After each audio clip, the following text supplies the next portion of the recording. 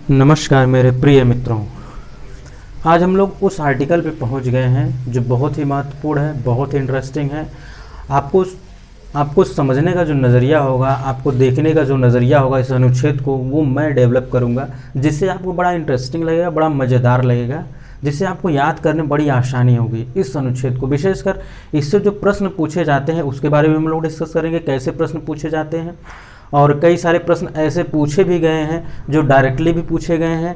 अब संभावना है कि इनडायरेक्टली भी पूछे जा सकते हैं, जो कि कभी कभी ऐसे प्रश्न आ जाते हैं कि क्या अभी तक भारत में किसी राष्ट्रपति पर महाभियोग की प्रक्रिया लाई गई है।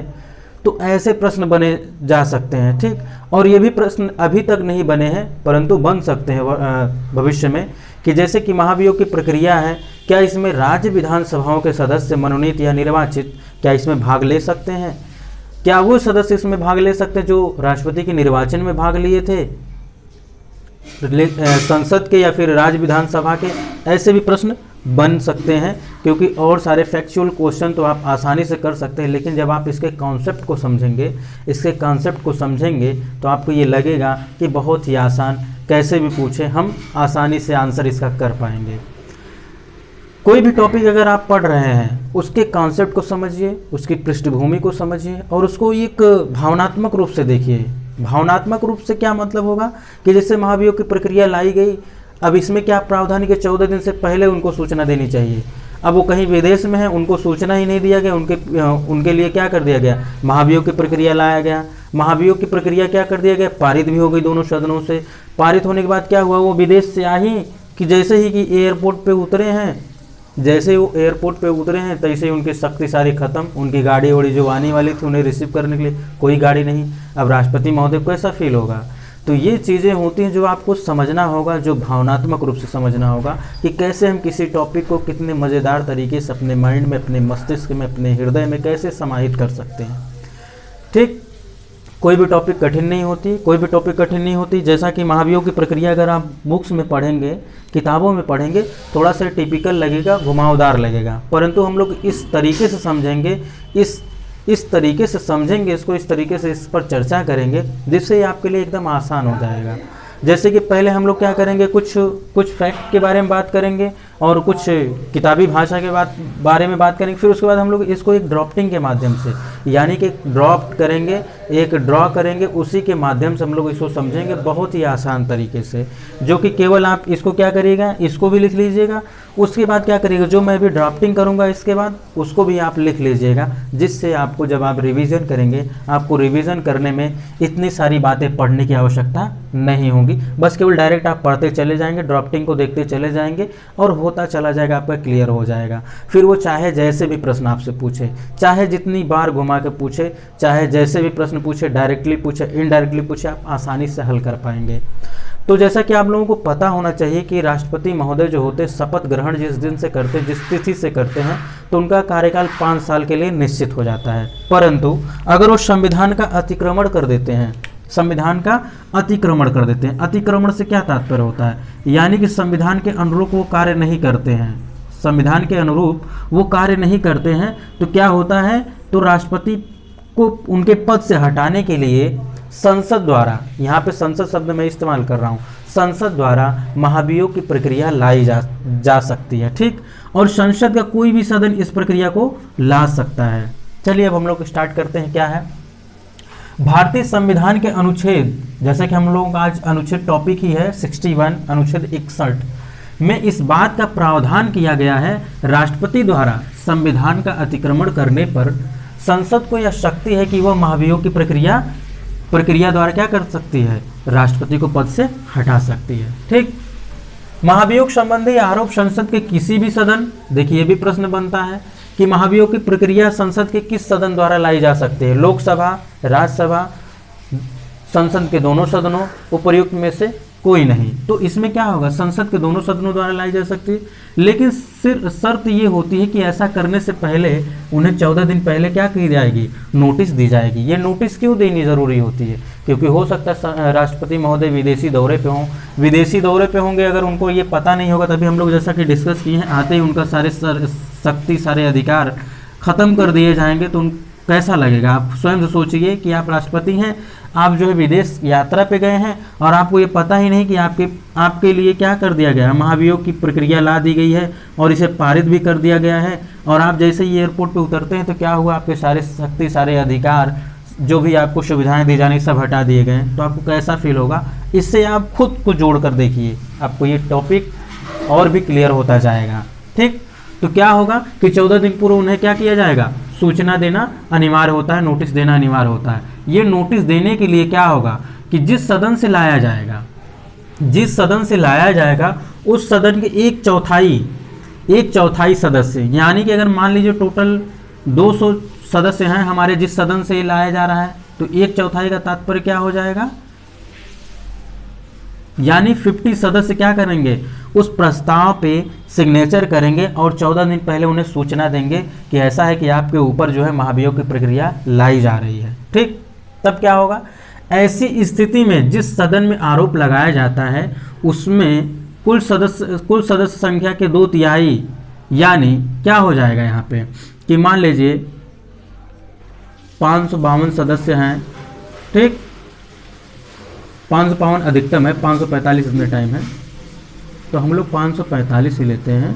इसके 1/3 सदस्य, इसको जब आप सॉल्व करेंगे, जो जितने सदस्य होंगे वो अगर इस संकल्प को क्या कर दें, पारित कर दें, तो क्या हो जाएगा, अगले सदन में भेज दिया जाएगा, जिससे इन आरोपों की जांच होगी। अभी हम लोग ड्राफ्टिंग के माध्यम से समझेंगे कि क्या है ये मामला, कि जिस सदन से ये लाया गया, ठीक, उस सदन के एक चौथाई सदस्य उस पर सिग्नेचर करेंगे और 14 दिन पहले ही उनको क्या करेंगे, राष्ट्रपति महोदय को सूचना देंगे कि आपको क्या कर दिया जा रहा है, राष्ट्रपति पद से हटाने के लिए महाभियोग की प्रक्रिया लाई जा रही है। लेकिन उसके बाद ही क्या होगा कि जितने सदस्य होंगे, जिस सदन से लाया गया है, जितने उसके टोटल सदस्य होंगे, उसके 2/3 बहुमत से यह संकल्प क्या करना पड़ेगा, पारित करना पड़ेगा और इसे दूसरे सदन में भेज दिया जाएगा। पारित करने के बाद दूसरे सदन में भेजा जाएगा। क्यों भेजा जाएगा, क्योंकि दूसरा सदन ये जांच करेगा कि जो आरोप लगा है राष्ट्रपति महोदय पे क्या वो सही है, वैध है। ठीक, अब क्या होगा, दूसरे सदन में क्या कर सकते हैं राष्ट्रपति, अपना पक्ष रख सकते हैं, अपनी दलील रख सकते हैं, अपने अगर स्वयं नहीं है तो अपना एक प्रतिनिधि भेज सकते हैं, एक वकील भेज सकते हैं, विधि वेत्ता भेज सकते हैं। उनका जो भी प्रतिनिधि होगा वो जाकर दूसरे सदन में यह दलील देगा या अपना पक्ष रखेगा कि जो आरोप राष्ट्रपति महोदय पर लगे हैं वो निराधार हैं, उनका कोई आधार नहीं है। अगर दूसरा सदन ये मान लेता है कि हाँ ये बात सत्य है कि राष्ट्रपति महोदय पे ये आरोप गलत लगाए गए हैं, झूठे लगाए हैं, तो वो उसी संकल्प को क्या कर देगा, वहीं पे रोक देगा, तो महाभियोग की प्रक्रिया क्या हो जाएगी, वहीं रुक जाएगी। यदि अगर ऐसा हो गया कि उनके ऊपर जो आरोप लगाए गए हैं वो आरोपों को वो मान रहा है कि हाँ ये सही है, तो वो भी सदन क्या करेगा, 2/3 बहुमत से पारित कर देगा उस संकल्प को, और उसी समय क्या हो जाएंगे, राष्ट्रपति महोदय की जो होगी उनको उनके प्रस्ताव से हटाया, उनके पद से उनको हटा दिया जाएगा। ठीक, महाभियोग की प्रक्रिया क्या हो जाएगी, वहीं पे पूरी हो जाएगी। महाभियोग प्रक्रिया जो होती है ये एक अर्धन्यायिक प्रक्रिया होती है। अर्धन्यायिक प्रक्रिया से क्या तात्पर्य होता है, अर्धन्यायिक प्रक्रिया से यह तात्पर्य होता है कि जहाँ पे एक बहस नहीं किया जा सकता, जहाँ पे बहस नहीं किया जाता, बिना बहस के ही क्या कर दिया जाए, डिसीजन हो जाए। अर्धन्यायिक से तात्पर्य यही होता है। प्रश्न आपसे ये भी पूछ लिए जा सकते हैं कि राष्ट्रपति पर जो महाभियोग की प्रक्रिया लाई जाती है वो कैसी प्रक्रिया होती है, न्यायिक, अर्धन्यायिक, ठीक, दोनों, या फिर इनमें से कोई नहीं। तो आप इसको आप समझिएगा। ठीक, तो इसमें क्या होगा, ये अर्धन्यायिक होगा, यानी कि ऐसा डिसीजन होगा, ऐसी बहस होगी जिसमें बहस होना कुछ नहीं है, बस केवल उनके ऊपर डिसीजन हो जाएगा इस आधार पर जांच करके कि हाँ ये जो आरोप राष्ट्रपति महोदय पर लगे हैं क्या ये सत्य हैं, असत्य हैं। ठीक, लेकिन ये दिया जाता है, उनको हक ये दिया जाता है, राष्ट्रपति महोदय को ये अधिकार दिया जाता है कि वो क्या कर सकते हैं, दूसरे सदन में अपने प्रतिनिधि या तो स्वयं उपस्थित हो सकते हैं और अपना पक्ष रख सकते हैं। ठीक, तो ये होता है। अब हम लोग बात करते हैं कि इसमें कौन कौन सदस्य शामिल नहीं होंगे। प्रश्न ये भी बन सकते हैं, इसमें केवल संसद के दोनों सदन यानी लोकसभा और राज्यसभा के सदस्य ही क्या होते हैं, शामिल होते हैं, यानी भाग लेते हैं। यहाँ पर विधानसभा, कोई भी विधानसभा हो, चाहे वो दिल्ली हो चाहे पुडुचेरी हो, किसी भी विधानसभा के सदस्य चाहे मनोनीत हो चाहे निर्वाचित हो, कोई भाग नहीं लेगा। ठीक, संसद के दोनों सदनों के निर्वाचित सदस्य के अलावा, देखिए अलावा शब्द मैंने इस्तेमाल किया कि नहीं, कि संसद के दोनों सदन के निर्वाचित सदस्य के अलावा मनोनीत सदस्य भी इस प्रक्रिया में भाग ले सकते हैं। ठीक। लेकिन राज्य विधानसभाओं तथा दिल्ली पुडुचेरी के विधानसभाओं के निर्वाचित सदस्य इसमें भाग नहीं ले सकते हैं, भले ही वो निर्वाचन में क्या किए हों, भाग लिए ही हों। तो अभी तक किसी भी राष्ट्रपति पर महाभियोग की प्रक्रिया नहीं लाई गई है। ठीक, क्या हुआ है, अभी तक भारत की किसी भी राष्ट्रपति पर महाभियोग की प्रक्रिया नहीं लाई गई। अब आइए हम लोग ड्राफ्टिंग के माध्यम से, जैसा कि मैंने पहले कहा कि ये तो एक बार हो गया कि आपने इसको देख लिया, अब हम लोग बात करते हैं कि कैसे कैसे इसके ऊपर आरोप लगाए जाते हैं और मज़ेदार ड्राफ्टिंग के साथ। आप इसको नोट भी करिएगा, उसके बाद ये ड्राफ्टिंग भी अपने कॉपी में, अपने नोट्स में मेंशन करिएगा, जिससे आपको चीज़ें और क्लियर हो जाएंगी, रिवीजन करने में आपको आसानी होगी। ठीक, तो आइए अब हम लोग बात करते हैं महाभियोग। जैसा कि महाभियोग कब लगाया जाएगा, महाभियोग कब लगाया जाएगा मित्रों, जब राष्ट्रपति क्या करेंगे, राष्ट्रपति शब्द को, राष्ट्रपति को आप स्वयं को समझिए कि आप राष्ट्रपति हैं, लेकिन आपने क्या कर दिया, संविधान का अतिक्रमण कर दिए। आप क्या कर दिया, संविधान का अतिक्रमण। अतिक्रमण से क्या तात्पर्य होता है कि आप संविधान के अनुकूल कार्य नहीं किए। ठीक, तो क्या होगा, 14 दिन पूर्व संसद द्वारा लाया जाएगा। ठीक, संसद द्वारा लाया जाएगा, लेकिन संसद के किसी भी सदन द्वारा लाया जाएगा, किसी भी क्या तात्पर्य, अभी हम लोग केवल लोकसभा को ही पहले लेंगे कि हम लोकसभा के द्वारा ही पहले ला रहे हैं। मान लीजिए लोकसभा द्वारा लाया जा रहा है, ये प्रक्रिया, ये महाभियोग की प्रक्रिया लोकसभा द्वारा लाया जा रहा है, तो लोकसभा के 1/4 सदस्य जो हैं वो हस्ताक्षर करके एक प्रोफार्मा बनाएं। ठीक, इस पे हस्ताक्षर कर दिए 1/4 सदस्य जितने थे। ठीक, फिर उसके बाद इसको क्या किए, 14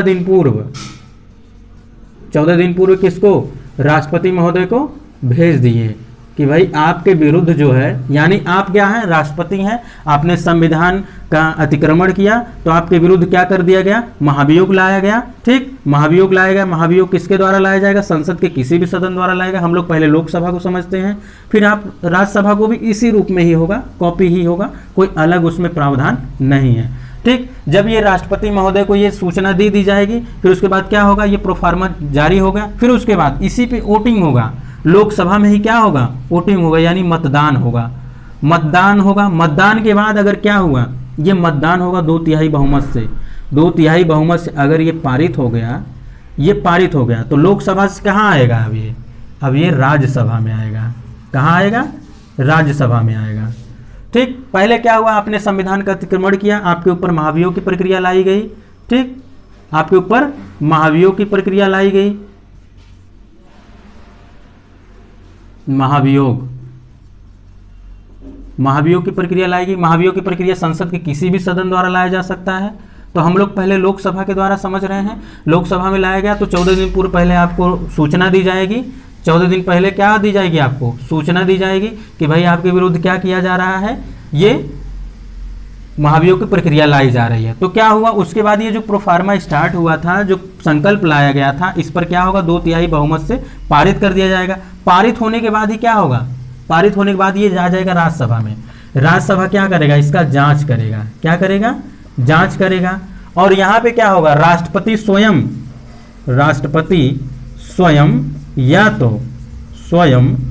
या तो अपना प्रतिनिधि क्या कर सकता है, अपना प्रतिनिधि उपस्थित कर सकता है या तो भेज सकता है, जो अपना जो पक्ष रखेगा, ये या तो राष्ट्रपति आए या तो कोई उनका प्रतिनिधि आए, चाहे वकील आए, तो क्या करेगा, अपना पक्ष रखेगा। पक्ष रखने के बाद अगर राज्यसभा संतुष्ट होती है कि हाँ ये आरोप सही है, लीगल है, इन्होंने संविधान का अतिक्रमण किया है, तो क्या होगा, जब इनको ये लग जाएगा राज्यसभा को कि हाँ इन्होंने संविधान का अतिक्रमण किया है, तो ये क्या कर सकते, ये भी 2/3 बहुमत से क्या करेगी, पारित कर देगी संकल्प को। पारित करते ही ये राष्ट्रपति महोदय जो हैं ये अपने पद से क्या हो जाएंगे, बर्खास्त हो जाएंगे, जिसको कहा जाता है पद मुक्त हो जाएंगे। आई थिंक आप लोगों के मन में, आपके मस्तिष्क में एक पिक्चर बन पा रहा होगा कि कैसे कैसे ये प्रक्रिया चलती है। बहुत ही आसान है कि राष्ट्रपति अगर संविधान का अतिक्रमण करते हैं, अतिक्रमण करने से क्या होगा कि संसद के किसी भी सदन द्वारा लाया जा सकता है, लेकिन वो 14 दिन पूर्व पहले उनको नोटिस दे दिया जाएगा। नोटिस इसलिए दिया जाता है क्योंकि कभी कभी राष्ट्रपति महोदय क्या करते हैं, विदेशी दौरे पे रहते हैं, तो इससे क्या होना चाहिए, उनको ये पता होना चाहिए कि उनके ऊपर ये आरोप लग रहा है। ठीक, जब ये होता है तो 1/4 सदस्य द्वारा सिग्नेचर कर दिया जाता है। जिस सदन द्वारा ये स्टार्ट किया गया है, ये संकल्प लाया गया है, सिग्नेचर करने के बाद क्या होगा उसके बाद ही क्या हो जाएगा, उनको ये सूचना दी गई 14 दिन पहले ही। फिर उसके बाद इस पर वोटिंग होगा। वोटिंग होने का मतलब कि इसमें 2/3 बहुमत से अगर ये पारित हो गया संकल्प, फिर उसके बाद क्या आएगा, ये राज्यसभा में आएगा। राज्यसभा इसकी जांच करेगा। जांच करने के समय ही राष्ट्रपति स्वयं या तो अपना कोई प्रतिनिधि एक यहाँ पे उपस्थित कर सकता है, जो ये पक्ष रखे कि राष्ट्रपति पर जो आरोप लगाए जा रहे हैं वो निराधार हैं। अगर इस पर राज्यसभा क्या कर दे कि हाँ, ये पाए कि हाँ इन पर जो आरोप लगाए गए वो सही हैं, सत्य हैं, तो क्या करेगी, 2/3 बहुमत से पारित करने के बाद ये महाभियोग की प्रक्रिया क्या हो जाएगी, कंप्लीट हो जाएगी, जिससे राष्ट्रपति अपने पद से मुक्त हो जाएंगे। अब बात ये आती है, अगर राज्यसभा इस प्रक्रिया को आगे बढ़ने ही न दे तो क्या होगा, ये प्रक्रिया आगे बढ़ जाएगी? तो नहीं बढ़ेगी। अगर राज्यसभा को यह लगता है कि राष्ट्रपति पर जो महाभियोग की प्रक्रिया लाई गई है, जो आरोप लगाए गए हैं वो आरोप निराधार हैं, तो ये क्या कर देगी, राज्यसभा वहीं पर ही रोक देगी। अगर ये रोक दी तो मान लीजिए क्या हो जाएगा, वो महाभियोग की प्रक्रिया वहीं रुक जाएगी। अब यही कार्य देखिए राज्यसभा से भी होगा। राज्यसभा से अगर ये प्रक्रिया लाना है तो राज्यसभा के 1/4 सदस्य हस्ताक्षर करेंगे एक संकल्प पर, 14 दिन पूर्व राष्ट्रपति को ये सूचना देंगे। सूचना देने के बाद क्या करेंगे, 2/3 बहुमत से उस संकल्प को पारित करेंगे। पारित करने के बाद राज्यसभा में भेजेंगे, लोकसभा में भेजेंगे। लोकसभा में क्या होगा, उस संकल्प की जांच होगी। लोकसभा में ही राष्ट्रपति आएंगे, अपने उस आरोप को या तो स्वयं या तो अपने किसी वकील को भेजेंगे कि हाँ, हमारे ऊपर जो आरोप लगाया गया, हमारे राष्ट्रपति के ऊपर जो आरोप लगाया गया है ये क्या है, निराधार है। अगर लोकसभा इस संकल्प को पारित कर देगी 2/3 बहुमत से, तो ये महाभियोग की प्रक्रिया कंप्लीट हो जाएगी, जिसके कारण ये क्या करेंगे, राष्ट्रपति स्वयं अपने पद से मुक्त हो जाएंगे, इनको छोड़ना पड़ जाएगा। परंतु ऐसा अभी भारत में नहीं हुआ है कि किसी राष्ट्रपति के विरुद्ध महाभियोग की प्रक्रिया लाई गई हो। तो मित्रों, आज हम लोगों ने बहुत ही विस्तार से समझा है। आप इस पूरे नोट्स को समझिएगा, बनाइएगा और एक ड्राफ्टिंग करिएगा। फिर उसके बाद इससे संबंधित जितने प्रश्न हो, डायरेक्टली इनडायरेक्टली, यदि मेंस में भी लिखने के लिए होगा तो आप आसानी से कर पाएंगे। तो मित्रों, आज के लिए बस इतना ही। हम लोग मिलते हैं नेक्स्ट वीडियो में, तब तक के लिए नमस्कार।